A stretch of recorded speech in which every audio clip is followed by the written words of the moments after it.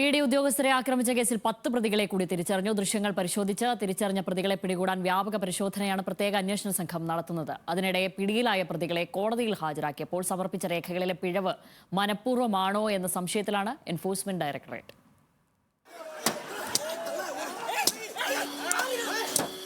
Enforcement ഉദ്യോഗസ്ഥരെ ആക്രമിച്ച കേസിൽ കൂടുതൽ പ്രതികളെ പിടികൂടാനുള്ള നീക്കത്തിലാണ് പോലീസ്.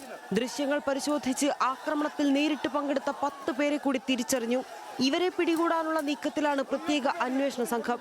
അതിനിടെ പിടിയിലായ പ്രതികളുടെ ജാമ്യവുമായി ബന്ധപ്പെട്ട് അന്വേഷണ സംഘം കോടതിയിൽ ഹാജരാക്കിയ രേഖകളിൽ വന്ന പിഴവ് മനഃപൂർവ്വമാണോ എന്ന സംശയത്തിലാണ് ഇഡി ഉദ്യോഗസ്ഥരും സംഘവും. പ്രതികളെ അറസ്റ്റ് ചെയ്യുമ്പോൾ ബന്ധുക്കളെ അറിയിക്കണമെന്ന ഭാരതീയ നാഗരിക് സുരക്ഷാ സംഹിത പ്രകാരമുള്ള നോട്ടീസ് 48-ലാണ് വീഴ്ച സംഭവിച്ചത്.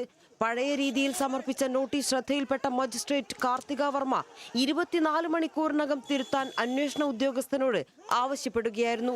ഈ വീഴ്ച ഉയർത്തിയാണ് കേസിൽ ആദ്യം അറസ്റ്റിലായ 5 പ്രതികളുടെയും ജാമ്യത്തിനായി അഭിഭാഷകർ വാദിച്ചത്. എന്നാൽ കോടതി ഇത് തള്ളുകയായിരുന്നു. നോട്ടീസിലെ വീഴ്ച പ്രതികളെ രക്ഷപ്പെടുത്താനുള്ള ശ്രമമാണോ എന്ന് ഇഡി സംശയിക്കുന്നു. വഞ്ചിയൂർ കോടതിയിലെത്തി ഇഡി അഭിഭാഷക സംഘം രേഖകൾ ശേഖരിച്ചിട്ടുണ്ട്. അതിനിടെ ഇന്നലെയാണ് കേസ് അന്വേഷണത്തിന് പ്രത്യേക സംഘത്തെ നിയോഗിച്ചത്. കന്റോൺമെന്റ് അസിസ്റ്റന്റ് കമ്മീഷണറുടെ മേൽനോട്ടത്തിൽ 30-അംഗ സംഘമാണ് കേസ് അന്വേഷിക്കുന്നത്. ഉദ്യോഗസ്ഥരെ ആക്രമിക്കാൻ ഗൂഢാലോചനയുണ്ടോ എന്ന കാര്യമാണ് പ്രധാനമായും അന്വേഷിക്കുന്നത്.